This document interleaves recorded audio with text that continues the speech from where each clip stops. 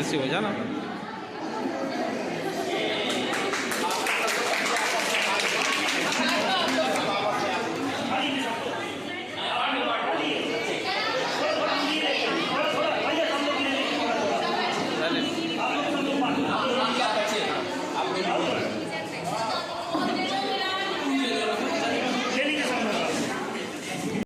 सरस्वती के चरणों में प्रणाम करते हुए आज हमारा परम सौभाग्य है कि हमारे इस पूरे भारत देश के लिए शिक्षक समाज के लिए एक अग्रणी भूमिका जो शिक्षा देने की, जिससे हम कोई आदर्श जिले बनाते हैं, जिससे हम कुछ सीख सकते हैं। निश्चित रूप से राष्ट्रपति पद जो है हमारे देश का संविधान का सर्वोच्च पद है। उस पद पर पहुंचने के बाद भी जिन्होंने शिक्षा के महत्व को समझा, शिक्षक के महत्व को समझा और उससे भी अधिक सर्वोच्च पद से भी अधिक उन्होंने शिक्षक के पद को उच्च समझा और उन्होंने अपने जन्मदिन को ये बताया कि मैं चाहता हूं कि मेरा जन्मदिन शिक्षक दिवस के रूप में मनाया जाए।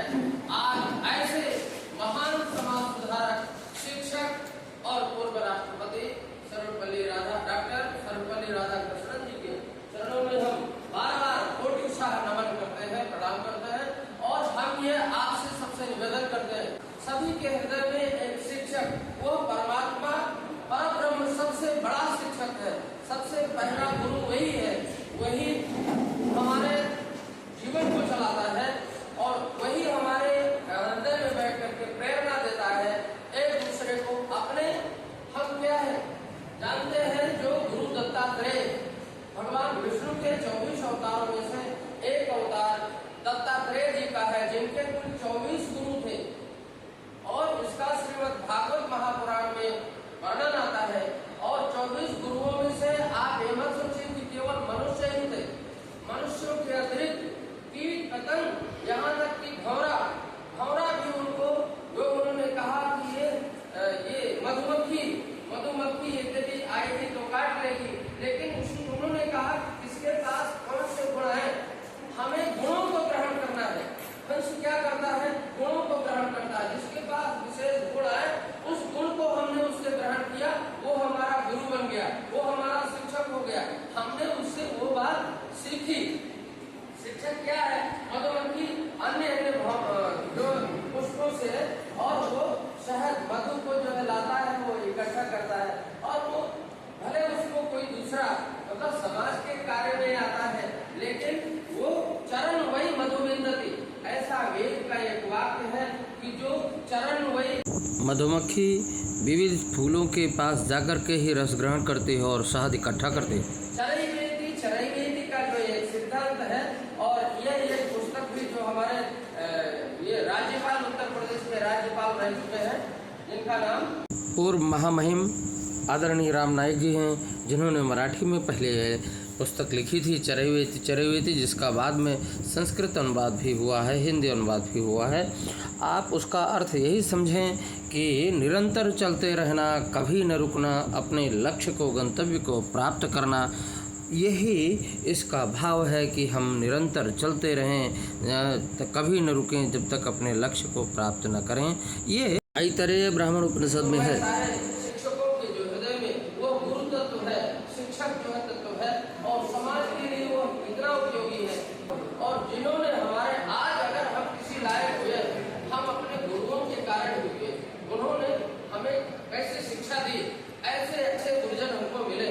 आज हम आपकी इस पद पर आए, आपके शिक्षक के रूप में आए। हम ये प्रभु से निवेदन करते हैं, प्रार्थना करते हैं कि आप भी अच्छी शिक्षा ग्रहण करें और आप भी अच्छे शिक्षक बने। शिक्षक की बहुत जरूरत है। समाज में यदि शिक्षक नहीं होगा, वो उसके आदर्श नहीं होंगे, उनके ही चरित्र को, आदर्श को, ऐसे महापुरुष, ऐसे शिक्षक गुजर हुए हैं। आज जैसे कि ये सर्वपल्ली राधाकृष्णन एक है, इन्होंने गीता के बारे में इन्होंने भाष्य भी लिखा है। तो बहुत सारे शिक्षक जो हुए, सारे शिक्षक समाज के लिए इन्होंने अपने जन्मदिन को समर्पित किया है। हमारी यही प्रेरणा है, सत्प्रेरणा है कि हम शिक्षक को सर्वोपरि स्थान दें क्योंकि गुरु ब्रह्मा गुरु विष्णु गुरुर्देवो महेश्वरः गुरु साक्षात परब्रह्म तस्मै श्री गुरुवे नमः। ये बात क्यों आई, कहाँ आई? क्यों ब्रह्मा विष्णु और महेश हमारे सनातन धर्म में और हमारे उसमें त्रिदेवों में सबसे सर्वोपरि स्थान है, किंतु सबसे ऊपर उनका स्थान गुरु का शिक्षक का हुआ। क्यों?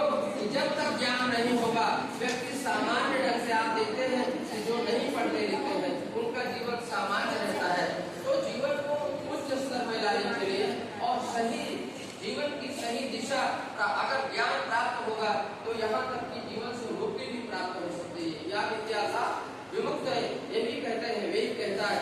तो हम ये जीवन के संसार के भी सारे भोगों को भी, ऐश्वर्य को भी प्राप्त करेंगे शिक्षा के द्वारा, पदों को भी प्राप्त करेंगे और साथ ही जो है विशिष्ट ज्ञान को, ब्रह्म ज्ञान को प्राप्त करते हुए मुक्ति भी प्राप्त कर सकते हैं। तो सारे दुखों से जो है छुटकारा मिल सकता है। इसलिए शिक्षक का समाज में सर्वोपरि स्थान है और शिक्षक अपने कर्तव्य को समझे और विद्यार्थियों का कर्तव्य है कि शिक्षक के पास आकर के पढ़े। अगर आपने ये स्वर्णिम काल को, अब इस अवसर को गंवा दिया तो बाद में ये अवसर नहीं मिलेगा। यहीं से बनाना हो। और शिक्षक तो गुरु कुम्हार शिष्य कुंभ है, गड़गड़ कागज को आप जानते हैं कि जैसे कुम्हार जो है घड़े को बनाता है और कैसे थोड़ी थोड़ी चोट मारता है कि वो टूटे, ऐसे ही आपको शिक्षा जो दी जाती है इसके द्वारा आपका निर्माण होता है। शिक्षक ही विद्यार्थी का, शिक्षार्थी का निर्माता है, राष्ट्र निर्माता है, युग निर्माता है। एक शिक्षक विद्यार्थी को जहाँ अक्षर ज्ञान कराता है, वहीं उच्च शिक्षा में गुरु उसे अविद्या और विद्या दोनों का भेद ज्ञान कराता है और अविद्या से मृत्यु को पार करके विद्या के द्वारा अमृतत्व को प्राप्त करता है। ईशावास्योपनिषद कहता है, विद्यांचा विद्यांचा यस्तद्वेदो भयं सः अविद्यया मृत्युं तीर्त्वा विद्यया अमृतमश्नुते।